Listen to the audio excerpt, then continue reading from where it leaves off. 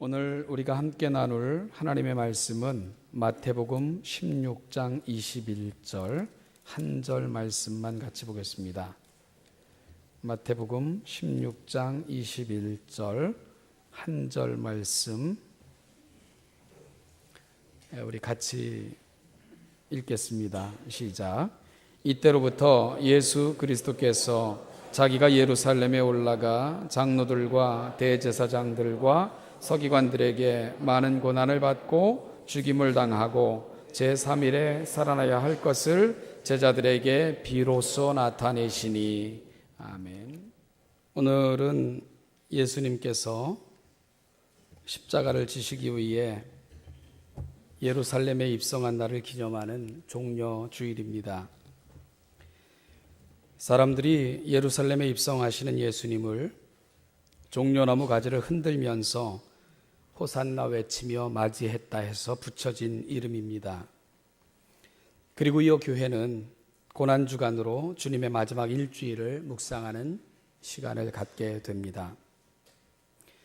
마치 왕을 영접하는 것처럼 기대에 들떠 뜨거운 환호와 함께 예수님을 맞이하고는 자신들의 기대와 방향이 다르다고 십자가를 외쳤던 폭도로 변해버렸던 그 안타까운 당시 군중들의 모습을 보면서 나는 어떤 모습으로 살고 있고 나는 어떻게 주님을 맞이하고 영접하고 사는가를 깊이 묵상하는 시간들을 갖는 귀한 고난주간이 될 수 있기를 소망합니다. 특히 내일부터 시작되는 특별 새벽기도를 통해 주님 곁으로 가까이 다가가고 그분의 마음과 뜻대로 살고자 하는 우리의 다짐들을 확인하고 새롭게 하시는 귀한 계기가 될 수 있기를 간절히 소망합니다. 여러분들은 사시면서 가장 중요한 결정을 내렸던 때가 언제라고 생각이 드십니까? 내 인생에 있어서 가장 중요한 결정을 내렸던 시기, 여러분 그때가 언제셨나요? 아마 저 같은 목사들은 대부분 비슷한 경험들을 가지고 있을 것입니다. 인생에서 가장 중요한 때는 바로 목사가 되겠다고 서원했던 날이라고 고백하는 경우가 대단히 많기 때문입니다. 저 역시 그 범주에서 크게 벗어나지 않고요. 아마 일생에서 가장 중요한 결정의 시기가 어떤 사람에게는 결혼을 결정했던 그날일 수도 있고요. 또 어떤 이에게는 우리가 이 땅에서 사는 것보다는 또 다른 개척지를 찾아가자 이민을 결정했던 날이 누군가에게는 가장 중요한 결정의 날일 수도 있을 것입니다. 아마 저희 교단 입장에서 보면 이계실 목사님이 모든 교우들을 이끌고 신앙의 자유를 찾아 남으로 내려가자고 결정하신 날, 아마 그날이 우리 교단 입장에서는 가장 중요한 결정의 날이었을 수도 있을 것이고요. 이와 같이 모두는 늘 크고 작은 것들을 결정해야 하고 그 결정은 늘 때와 관계되어 있는 것을 보게 됩니다. 좋은 결정은 늘 시기와 여건 그리고 환경이 고려되어 그렇게 내려지기 때문입니다. 오늘 본문도 사실은 결정에 대한 이야기를 담고 있습니다. 바로 주님의 결정입니다. 그래서 오늘 본문은 우리가 읽은 오늘 본문은 이때로부터라고 시작이 되죠. 주님이 이때부터 사역의 방향을 전환하셨음을 의미하는 말입니다. 어떻게 방향을 전환하셨죠? 21절 후반절에 보면 비로소라는 말을 통해서 주님 사역의 방향 전환에 대한 것들, 그 힌트를 우리가 확인할 수 있습니다. 예수님의 사역은 사실 그 이전까지는 갈릴리를 중심으로 펼쳐졌었습니다. 그런데 오늘 본문 이후로는 그 사역의 장소가 예루살렘으로 바뀌게 됩니다. 그리고 가르치시고 행하시는 내용도 달라지게 되는 것을 확인할 수 있습니다. 그러면 무엇이 주님의 사역의 방향의 대전환을 가져오게 만든 것일까요? 우리가 마태복음 16장 13절 이하를 살피면 유명한 사건이 소개되고 있습니다. 가이사랴 빌립보 지방에서 되어진 일이지요. 그곳에 도착하셨을 때에 주님은 제자들에게 이렇게 물으셨습니다. 사람들이 인자를 누구라 하느냐? 그러자 제자들은 한간에 되어진 주님에 대한 이야기들을 전했습니다. 더러는 엘리야, 또 어떤 사람은 세례 요한, 어떤 사람은 예레미야, 혹은 어떤 사람은 선지자들 중에 한 명이라고 말합니다 하면서 그들이 들었고 사람들이 인식하고 있는 예수님에 대한 이야기를 전해드렸습니다. 그러자 그 이야기를 든 주님께서는 제자들에게 다시 물으셨죠. 그러면 너희들은 나를 누구라 하느냐? 정말 주님께서 듣고 싶으셨던 대답은 사실 이 질문에 대한 대답입니다. 사람들이 세간에 나를 향해서 어떤 소식, 나를 향한 인식이 어떤 건가, 그것보다는 그러면 너희들은 나를 어떻게 인식하고 있느냐, 그것이 주님이 듣고 싶으셨던 가장 중요한 대답이었던 것입니다. 사람들의 인식이 중요한 것이 아니라 바로 너희들이 나를 어떻게 이해하는지, 그게 중요하다. 주님의 질문의 요지는 후자에 있었던 것이지요. 사람들이 나를 누구냐 하는 질문을 띄워놓고는 그건 어찌 보면 서론이고요. 정말 주님께서는 그러면 너희는, 바로 제자들의 대답을 듣고 싶으셨던 것입니다. 또한 이 대답은 지난 3년간의 주님의 공생애를 결산하는 최종 테스트와도 같은 의미를 담고 있는 질문이기도 했고요. 주님은 지난 3년 동안 제자들을 택하셔서 함께 머무르면서 그들에게 하나님의 나라에게서 가르치셨고요.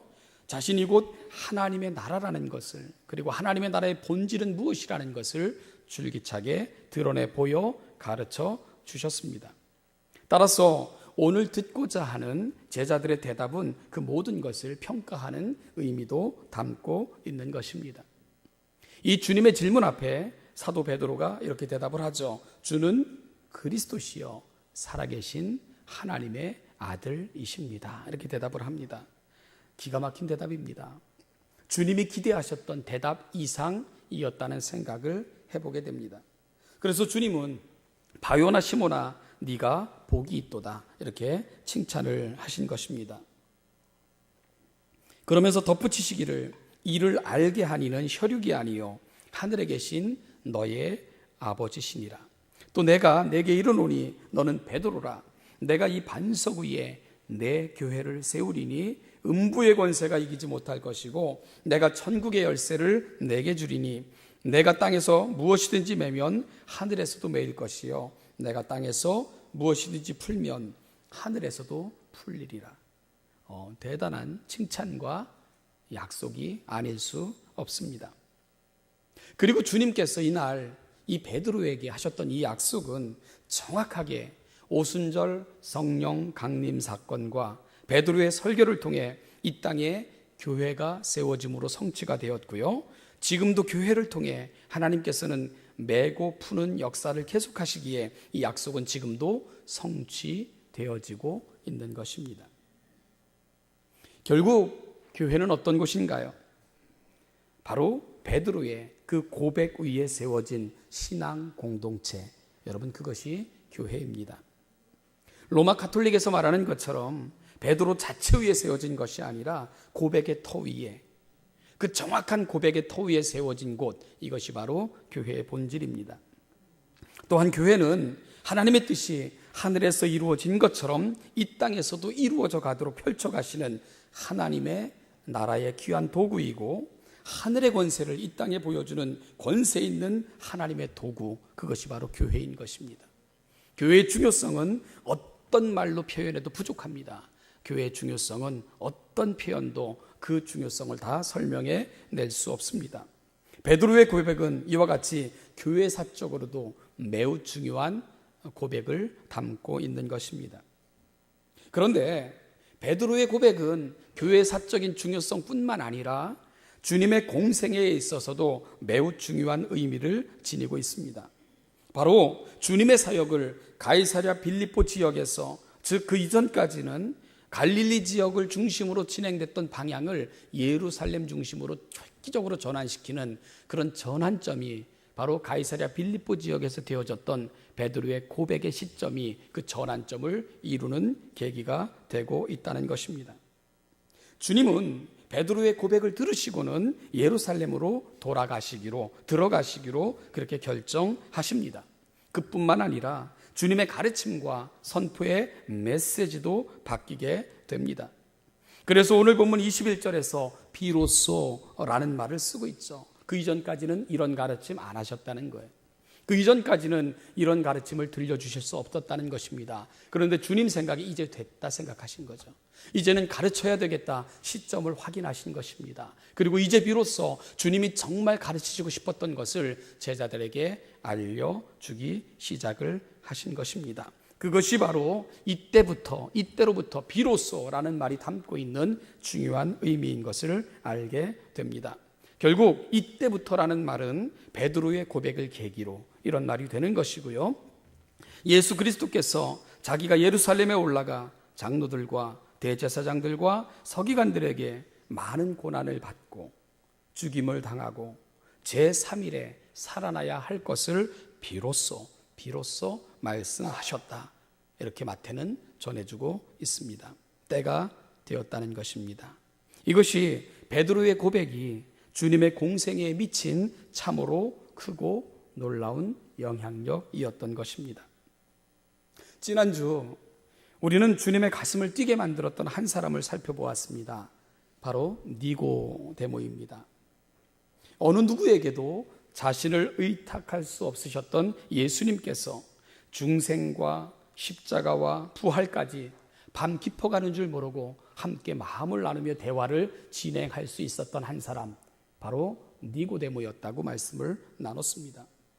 그리고 그는 모두가 주님을 떠나 주님으로부터 멀어질 때 먼 곳으로부터 점점 더 주님께로 가까이 나아가 결국은 십자가에 남아있는 두 사람 중에 한 사람이 됐던 사람, 바로 니고데모였음을 우리가 살펴보았습니다.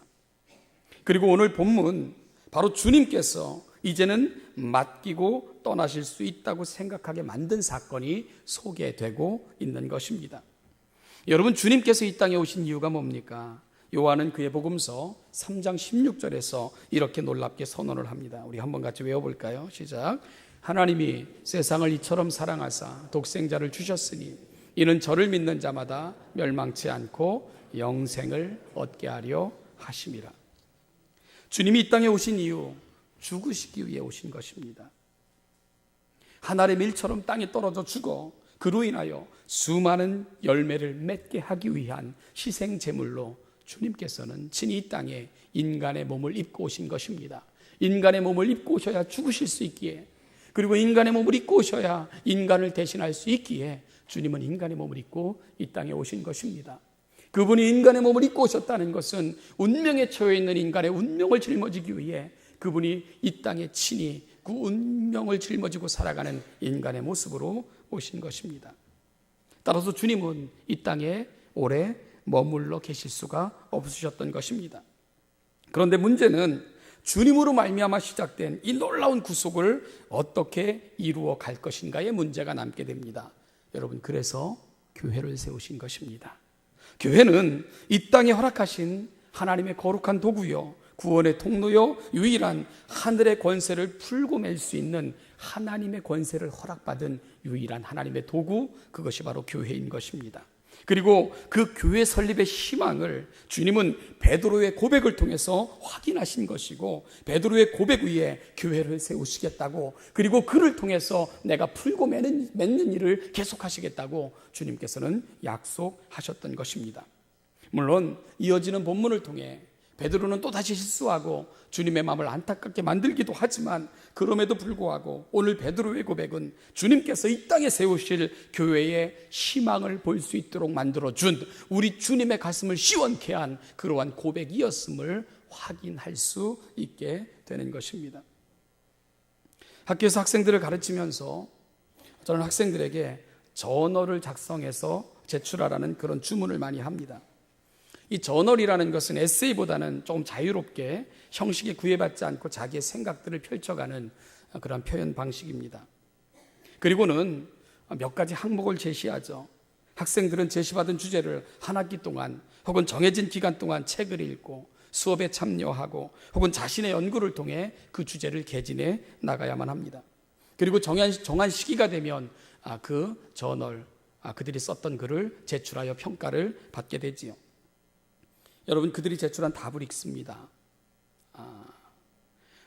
그러다가 정말 마음을 흡족하게 만드는 그런 답을 써낸 그런 전어를 보게 되면 마음이 뜁니다. 그리고 가슴이 벅차오름을 느낍니다.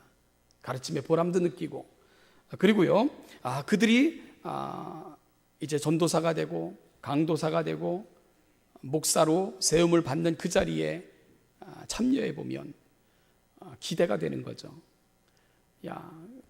저 친구가 목사가 되어 그 사역을 감당하면 하나님의 귀한 사역을 감당하는 일꾼이 될 수 있겠구나 하는 기대를 품게 만드는 것입니다. 여러분, 오늘 어찌 보면 주님은 베드로 속에서 그 희망을 발견하신 것입니다. 이 땅에 세워질 교회에 대한 희망, 그리고 하나님의 사역이 이 땅에서 계속 펼쳐지게 될 것에 대한 그 기대를 주님은 베드로의 고백을 통해서 확인하시게 된 것입니다. 여러분, 오늘 우리의 모습은 어떨까요? 이 말씀을 준비하면서 생각을 해봤어요. 저도 교회라는 공동체 속에 발을 이렇게 디딘 후 신앙일이라는 이름으로 살아온 날들이 결코 짧은 세월이 아님을 스스로를 통해서 이렇게 확인받아 봅니다. 그래서 이 말씀을 준비하면서 제 스스로에게 이렇게 물어봤습니다. 주님께서 과연 나를 보시면서 주님의 교회를 맡기실 수 있을까? 혹시 우리의 모습을 보시면서 주님께서는 새로운 희망, 비록 어렵고 힘들며 탄식이 절로 나오는 이 세상이지만 그럼에도 불구하고 주님은 또 다른 희망을 우리를 보면서 노래하실 수 있을까? 이런 생각을 해봤습니다. 그 많은 사람들이 주님을 따랐지만 그 누구에게도 주님은 마음을 주실 수 없었고, 수없이 많은 사람들이 주님을 찬양하며 호산나 외쳤지만 그러나 그들 누구에게도 주님의 마음을 의탁할 수 없었던 그 안타까운 현실, 오늘 우리는 또다시 그 현실을 만들어내고 있는 사람들은 아닌가? 주님의 떡과 기적을 볼 때는 그분이 왕이나 된 것처럼 외치면서 찬송하다가도 우리의 방향과 목적과 조금만 다르면은 여지없는 폭도로 변하여 우리 주님의 마음을 한없이 아프게 하는 십자가의 원수로 살아가는 우리의 모습들, 우린 여전히 그 모습으로 살아가고 있는 안타까운 우리의 모습은 아닌가에 대해서 끊임없이 질문하고 끊임없이 살피고 끊임없이 돌아보면서 너무 부끄러워 몸부림치는 그러한 시간을 가질 수밖에 없었습니다. 사랑하는 여러분, 베드로는 어찌 보면 그의 신앙 고백을 통해 종려주의를 예비한 사람이 되었습니다. 비록 여전히 많이 부족하고 실수하는 어리석음이 남아 있었지만 그의 고백과 열심의 토의에 주님은 교회 설립의 꿈을 꾸실 수 있게 됐던 것입니다. 그리고 성령 하나님은 그 베드로를 도구 삼아 이 땅에 교회를 세우셨고요. 그리고 그 사역을 성령 하나님은 주님 오시는 그날까지 계속 펼쳐가시고 계신 것입니다. 어찌 보면 우리는 베드로의 신앙의 고백 그 토위에 서 있는 것이고 베드로가 이어받은 그 사명을 계승하고 있는 자들로 여기 자리에 앉아 계신 것입니다. 오늘 사랑하는 신원예담교회가 우리 주님의 마음에 꿈을 드릴 수 있는 교회, 우리 주님께서 세우신 교회가 여전히 주님의 마음을 들뜨게 하는 교회, 주님을 흥분시키는 그런 교회로서 역할을 바로 감당하는 그런 교회가 될 수 있기를 주님의 이름으로 소원합니다. 그리고 그 아름다운 결심들이 오늘 이 종려주의를 통해 우리의 가슴을 뛰게 만드는 그러한 비전으로 남아있는 귀한 날이 될 수 있기를 소망합니다. 1945년 4월 8일 나치 감옥에 한 분이 갇혀 있었습니다. 본헤퍼라는 목사입니다. 본헤퍼가 누구죠? 그는 나를 따르라 라는 책에서 우리가 많이 인용하는 갑산을에 십자가의 정신은 사라진 채 형식과 모양만 남아있는 그런 교회를 아프게 질책하면서 주님의 진정한 은혜로 돌아가자고 외치고 또 외쳤던 목사님이 바로 본헤퍼 목사님입니다. 복음을 싸구려 상품으로 전락시킨 교회를 향해 아픔을 토해냈던 사람, 바로 본헤퍼 목사였습니다. 1945년 4월 8일 감옥 입구에서 엄상궂게 생긴 군인 두 사람이 큰 목소리로 외쳤습니다. 죄인 본헤퍼, 나와서 나를 따르라. 그 말은 뭡니까? 데드맨 워킹, 이제 그 죽음을 통과하는 사형 집행을 하러 가기 위해 부름을 받은 거죠. 그러자 감방에 있던 죄수들이 슬픈 표정을 지면서 그를 바라보며 작별 인사를 나누었습니다. 목사님, 이제 정말 마지막이군요. 안녕히 가십시오. 목사님, 너무너무 마음이 아픕니다. 인사를 했습니다. 그러자 보네포는 매우 평화스러운 표정을 지으면서 심지어 얼굴에 미소까지 띠면서 작별 인사를 하는 그 죄수들, 함께 있었던 사람들에게 이런 말을 전했습니다. 마지막이라니요. 나는 군인을 따라가는 것이 아닙니다. 나는 지금 예수님을 따라가는 것입니다. 그리고 지금이 마지막이 아닙니다. 지금은 시작일 뿐입니다. 이런 고백을 남기고는 그렇게 이 세상의 삶을 마감했지요. 여러분, 고난주간이 시작이 됩니다. 우리는 지금 어디로 나아가고 있나요? 우리 삶의 방향을 주님께로 돌이키는 그런 은혜의 시간들이 되시기를 간절히 소망합니다. 다시 주님께서 한국교회를 통해 한국교회를 들어 또 다른 하나님의 위대한 일을 이루어 가실 수 있도록 이 시대 우리가 또다시 주님의 시선을 붙드는 그런 니고데모가 되고 이 땅에 교회의 꿈을 꾸실 수 있도록 주님의 마음에 흡족한 답을 드렸던 베드로처럼 우리의 고백과 삶이 주님께로 더욱더 가까이 나가기를 다짐하고 또 다짐하고 결심해보는 그러한 고난주간이 될 수 있기를 주님의 이름으로 축복합니다. 베드로로도 니고데모로도 우리가 다시 태어나기를 간절히 열망하며 이 한 주간을 보낼 수 있기를 소망합니다. 무엇보다도 우리가 함께 나누었던 성찬의 떡과 포도주의 나눔같이 우리 모든 교회가 하나가 되고 우리 신원예담교회 마음들이 하나가 되어 이 땅에 하나님의 꿈, 하나님의 소망, 하나님의 미소를 다시 찾아드리는 그런 아름다운 역사의 시작점에 우리 함께 서기를 소망하고 세상을 따라가는 자들이 아니라 이제는 주님을 따라가는 그 출발점에 서시는 우리 모든 믿음의 동역자들 다 되시기를 주님의 이름으로 축복합니다. 우리 말씀을 함께 기억하시면서 찬송하시겠습니다. 같이 일어나셔서 324장 1절 2절 324장 1절 2절을 우리의 고백을 삼아 우리 하나님 앞에 올려드리는 귀한 시간이 될 수 있기를 소망합니다. 주님이 오라 하시는 그곳, 주님의 시선이 있는 그곳 우리가 나아가기를 원합니다. 고백하며 찬송하겠습니다. 예수 나를 오라 하네, 예수 나를 오라 하네. 어디든지 주를 따라 주와 같이 가려네. 주의 인도하심 따라, 주의 인도하심 따라. 어디든지 주를 따라 주와 같이 겟세마네 동산까지 주와 함께 가려 하네. 겟세마네 동산까지 주와 함께 가려 하네. 피땀 흘린 동산까지 주와 함께 가려네.